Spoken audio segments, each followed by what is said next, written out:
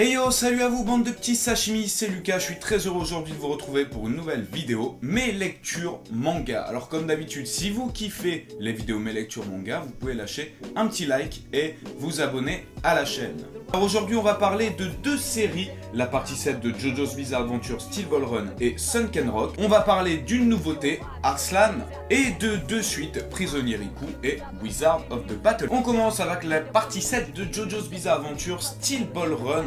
Et déjà, si vous n'êtes pas fan de JoJo's Bizarre Adventure, si vous avez essayé de lire les premières saisons ou alors que vous ne connaissez pas du tout, sachez que cette partie 7 est idéale pour commencer ou essayer de redécouvrir puisque ça reprend les bases à zéro. Vraiment, ça n'a aucun lien avec les parties précédentes, si ce n'est quelques noms de personnages et quelques petits clins d'œil que Hirohiko Araki a rajouté. Et surtout, c'est un style qui se rapproche énormément des derniers shonen. C'est la partie la plus récente, avec la partie 8, mais qui n'est pas encore sortie en France, qui sortira d'ailleurs en novembre 2016. Merci Tonkam. Donc, c'est la série que je vous conseille de commencer de JoJo's et je vais vous expliquer pourquoi. Alors pourquoi ? Parce que tout d'abord on commence avec une simple course de chevaux, la Steel Ball Run, qui rallie l'Est et l'Ouest des États-Unis avec à chaque fois des points d'étape différents et le gagnant de cette course va remporter une forte somme d'argent. Bien entendu, certains concurrents n'ont pas les mêmes motivations, d'autres vont participer pour le prestige ou d'autres vont participer pour des raisons qui leur sont propres, puisqu'il y a certaines magouilles, etc. Enfin bon, je ne vais pas rentrer dans les détails. Bon alors c'est vrai qu'au début, c'est très axé sur la course de chevaux, et bizarrement ça m'a plu. Je me suis dit mais dans quoi est-ce que Hirohiko Araki va, où va-t-il y avoir des combats? Dans JoJo's Bizarre Adventure on s'attend à des combats, à de la stratégie. Bon c'est vrai que là il y a de la stratégie, mais dans les courses de chevaux. Bon, moi j'y connais rien aux courses de chevaux, pourtant j'ai kiffé. Et au fur et à mesure on va se rendre compte qu'il y a bien d'autres choses et que c'est bien plus compliqué que ça. Déjà on va voir la manifestation des stands. Alors là, c'est à travers un certain endroit dans la course qu'ils appellent la paume du diable, où si tu tombes dedans, bon, tu vas acquérir des pouvoirs. Bon, ça c'est ce qui est pas très développé dans JoJo's Bizarre Adventure, mais c'est dans toutes les parties pareil. La manifestation des stands, bon voilà, essayez pas trop de comprendre. Mais surtout que le but de cette Steel Ball Run n'est pas simplement de faire la plus grosse course au monde, mais que derrière ça, il y a quelque chose de caché, organisé dans l'ombre par le président des États-Unis. En effet, sur ce parcours, eh bien, le but va être de récupérer des bouts de cadavres. Et une fois ce cadavre mis bout à bout ensemble, permettrait d'acquérir un pouvoir divin. Donc bien sûr, lorsque les participants vont découvrir la présence de ce cadavre et qu'elle donne certains pouvoirs, tout le monde va vouloir l'acquérir et donc il va y avoir forcément des combats et c'est ça. Alors vraiment j'ai adoré cette partie qui pour moi est l'une des meilleures de JoJo's Bizarre Adventure. Voilà, avec la partie 2 et partie 6, je mets cette partie 7 dans mes meilleures puisque tout commence simplement, comme je l'ai dit, avec une course de chevaux et ça part vite en cacahuète. On suit en plus de ça Jairo Zeppeli et Johnny Joestar. Pour une fois c'est un Zeppeli qui a le rôle principal et un Joestar qui a un petit peu un rôle secondaire. On retrouve plein de petits clins d'œil dans des séries, des parties précédentes, comme je vous ai dit. Mais surtout, ce que j'ai le plus apprécié, c'est qu'on voyage. Comme c'est une course de chevaux, comme je l'ai dit, qui traverse tous les États-Unis, eh bien, on a des décors juste sublimes, magnifiques, et puis les persos sont juste...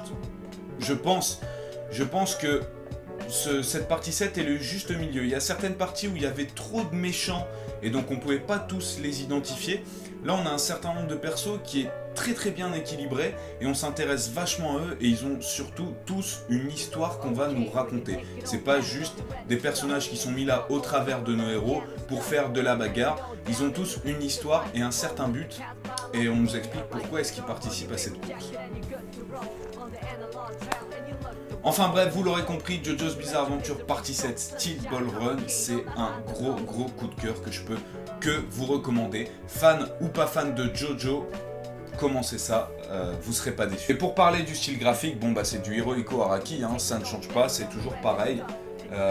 Juste comme je vous l'ai dit, c'est plus proche de la partie 5 et 6, là où les partie 1, 2, 3, voire 4 étaient vraiment dessinées grossièrement, avec des muscles très très exagérés, avec des persos assez androgynes. Là voilà, on se rapproche plus de ce qui se fait actuellement. Ensuite, on va parler de Sunken Rock. Pour les plus anciens, vous vous souvenez que j'avais lu les 2 premiers tomes et que j'avais énormément kiffé. Eh bien, qu'est-ce que j'ai été con. Je ne connaissais rien de la puissance de Sunken Rock à ce moment-là. Les 2 premiers tomes, c'est du pipi de chat comparé à ce qui se passe après. Donc Kitano Ken devient le boss d'un gang coréen malgré lui. En fait, il était amoureux d'une fille qui est partie en Corée, donc il l'a suivi. Et puis, il voulait être policier et il devient chef de gang. Donc jusque-là, tout va bien. Sauf qu'au fur et à mesure, et c'est ça qui est complètement fou, ça dégénère totalement. Tu te dis, où est-ce qu'ils vont s'arrêter? Il commence... bon, déjà, il est super puissant. C'est vraiment le groupe de potes inarrêtable. Ils vont devenir en quelque temps le gang numéro 1 de Corée. Je sais pas si vous imaginez. En plus, c'est bourré d'humour. Bon, déjà, niveau baston, c'est juste sublime. Sublimé par les dessins de Boichi. Je vais essayer de vous montrer un exemple. Les scènes d'action, les détails, les mouvements, tu croirais vraiment regarder un film. C'est juste sublime, regardez déjà le niveau dessin. Je sais, je pars un petit peu partout, je parle de tout, je sais pas quoi dire sur Sunken Rock tellement je deviens fou. Ce que j'ai kiffé aussi, c'est que déjà t'as beaucoup d'humour, par contre attention, c'est pour un public averti, il y a beaucoup de sexe.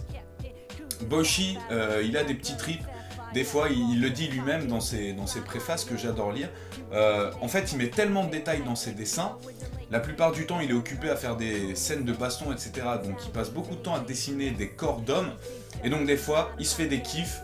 Il fait des mini-histoires où il rajoute dans les histoires des filles très bien travaillées et souvent dans des situations assez délicates. Notamment un arc où Ken laisse complètement de côté son travail de boss, il démissionne et il devient manager d'un groupe de K-pop, de filles de K-pop. Et là, on se rend compte de l'envers du décor de la K-pop avec les filles qui sont exploitées, etc. Enfin ça, je vous laisserai lire. Et c'est ça qui est bien avec Sunken Rock, pardon, c'est qu'on touche un petit peu à tout. Boichi le dit lui-même, il essaye de dénoncer, pousser à l'extrême, hein, bien sûr, toutes les mauvaises choses de la société. Donc voilà, j'ai juste kiffé. Ce qui est bien dans Sunken Rock, comme je vous dis, c'est que vous avez des arcs de baston où le gang essaye de conquérir un nouveau territoire. Après, vous pouvez avoir quelques chapitres un peu détente, où là on retrouve nos amis vraiment dans des situations complètement loufoques, où ils font n'importe quoi. Voilà, c'est juste pour détendre un petit peu l'atmosphère. On revient à un arc super dur. Ensuite, on revient à des moments assez rigolos. Enfin, c'est ça que je kiffe dans Sunken Rock, c'est qu'il y en a pour tout le monde. D'ailleurs, l'anecdote normalement qui devrait vous faire acheter ce livre, c'est le premier manga que Erin a lu. Et elle a lu les 15 tomes en 3 jours.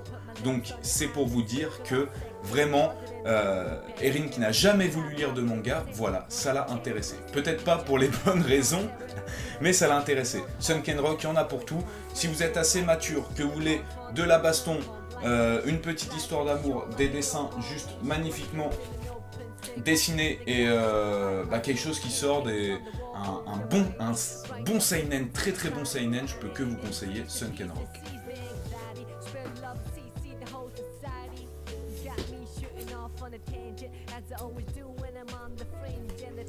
En nouveauté, je vous l'avais dit, enfin c'est sorti il y a quelques temps, Arslan qui est fait par, je ne me souviens jamais de son nom, Hiromu Arakawa, qui n'est autre que la dessinatrice de Fullmetal Alchemist. Mais si mes souvenirs sont bons, ce n'est pas elle qui est au scénario. D'ailleurs, vous pourrez voir au visage du personnage qui ressemble énormément à Ed de Fullmetal Alchemist.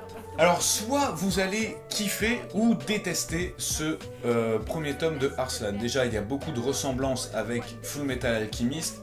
Dans les personnages, vous pourrez reconnaître quelques similitudes entre les personnages, déjà graphiquement, donc ce qui pourra peut-être en rebuter certains. Et Arslan est le fils du roi de Pars, qui s'appelle Androgoras, voilà, qui lui est un gros bourrin, tirant vraiment dont tout le monde a peur, et Arslan c'est le petit gars frêle qui sait pas trop manier l'épée, on se demande ce qu'il fout là, et qui a un cœur énorme.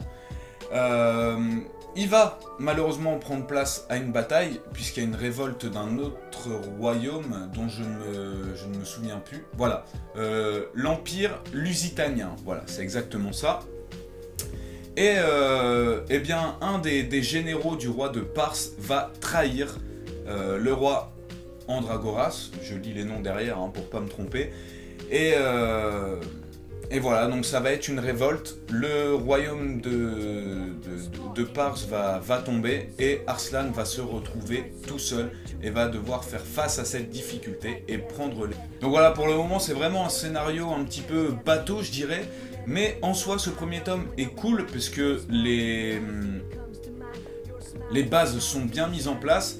Il y a beaucoup quand même d'action, puisque c'est une première bataille. Les dessins sont super bien faits. Après, on a une sorte de petite introduction de la magie. On ne sait pas trop où ça va nous amener. Bon, on n'en sait pas plus. Je pense qu'on en saura plus dans le tome 2. On a surtout un univers totalement différent de Full Metal Alchemist. Vous voyez, au niveau du dessin, c'est du Arakawa. J'attends vraiment d'en savoir un petit peu plus, mais j'ai pas trouvé ça mauvais. Je pense qu'après avoir lu un seul tome, on peut pas trop dire si ça va être excellent ou pas bon du tout. J'attends vraiment de voir le développement et la suite. Pour l'instant, c'est bateau, mais ça promet du bon parce qu'on a des personnages super intéressants et une histoire originale. Dans les suites avec Prisonnier Riku, j'ai lu le tome 8 et le tome 9 et c'est toujours aussi bon, un des meilleurs shonen coup de cœur que j'ai en ce moment. Voilà, je kiffe trop. D'ailleurs, très bientôt à la rentrée, enfin d'ici quelques semaines, je vais faire gagner 10 tomes numéro 1 avec Akata, donc suivez sur les réseaux sociaux, vous verrez tout ça. Le petit Riku qui est toujours dans sa quête, avec son ami Renoma qui essaye de s'évader de prison, donc ils font des plans, ils rencontrent des personnes pour pouvoir trouver une solution pour s'évader, mais bon c'est la prison normalement où personne n'a jamais réussi à s'évader au monde. Ils vont trouver des petites astuces, mais ces petites astuces ça met beaucoup de temps à être trouvé. Ils vont devoir rencontrer des gens qui sont pas très fréquentables, ça va leur attirer des ennuis, sauf que lorsqu'ils arrivent à résoudre quelque chose, eh bien un autre problème arrive, tout le temps, c'est toujours comme ça dans Prisonnier Riku.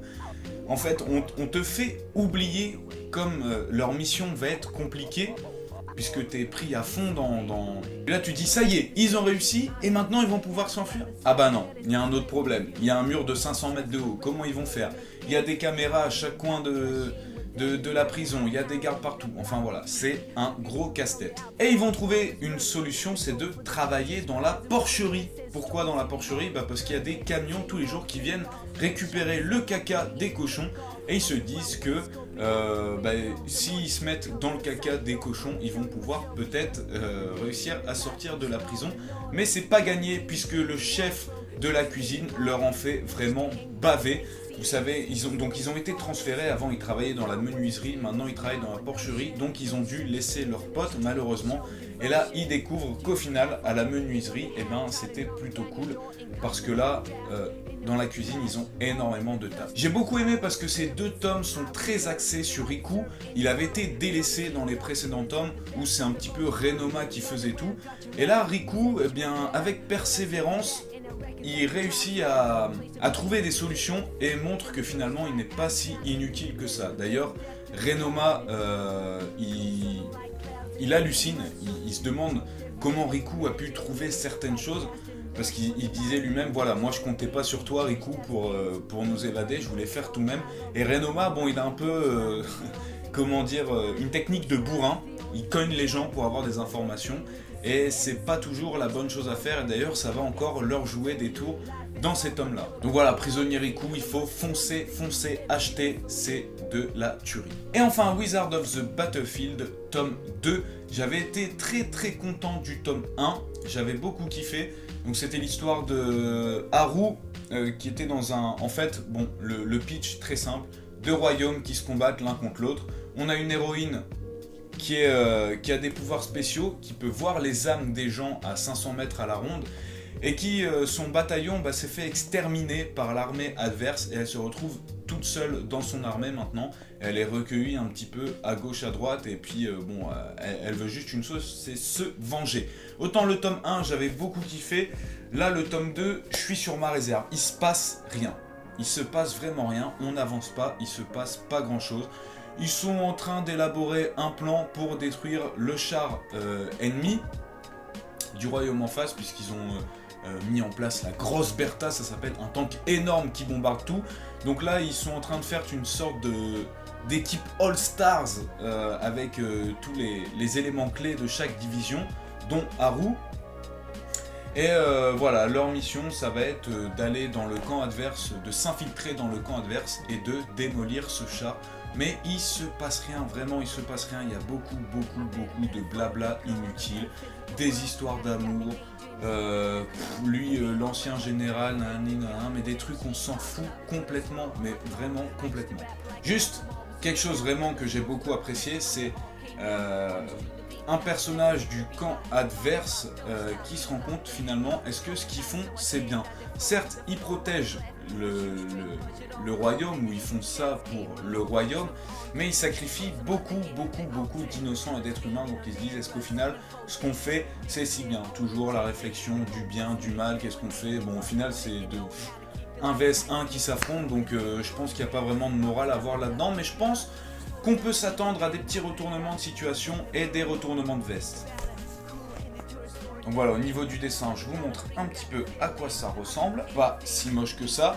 Et une chose qui est assez appréciable dans ce manga, c'est beaucoup d'humour, beaucoup de touches d'humour, de points d'humour. C'est très vif. C'est voilà, une petite phrase par-ci par-là, par-ci par-là des personnages qui donnent vraiment un petit côté assez sympathique, mais j'ai été déçu de ce tome 2, j'attends beaucoup plus du tome 3. On va maintenant parler des nouveautés, qu'est-ce qui va sortir très récemment et que je vais devoir lire. Alors on a Final Fantasy Type 0, le tome 2. Bon, j'avais bien aimé le tome 1 mais sans plus, donc je vais continuer la lecture, on va voir ce que le tome 2 nous amène. Kokoku, tome 3, pareil, beaucoup apprécié le tome 1, un petit peu mitigé sur le tome 2, même si on avait appris beaucoup de choses, donc on va voir ce que donne le tome 3. Dilemma, tome 2, j'avais grave kiffé le tome 1, donc très impatient de lire ce tome 2. Ensuite, on a Last Hero Inuyashiki, je pense que c'est un one-shot, si je ne dis pas de bêtises, je ne sais plus, qui était sorti exceptionnellement pour la Japan Expo, mais qui sort en fait au mois de septembre. Donc je suis très intrigué, donc je pense que vous l'aurez aussi dans le prochain Mes Lectures Manga. On a ensuite Secret, le tome 2, tome 1 qui m'avait laissé sur ma faim aussi, pas super ouf. Et enfin une nouveauté aussi, mais cette fois-ci c'est chez Komiku, Arte, donc qui est apparemment un manga sur une peintre en Italie, ça a l'air assez intéressant. On va voir ce que ça donne.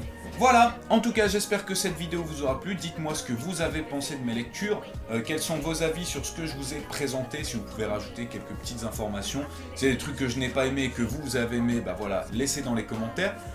Qu'est-ce que vous avez lu, vous, pendant les vacances, et qu'est-ce que vous attendez le plus parmi les prochaines sorties? Alors peut-être qu'il y a des tomes que moi je n'ai pas, et que vous aurez, je ne sais pas, voilà. En tout cas, merci à vous, et à très vite pour une prochaine vidéo. Gianna!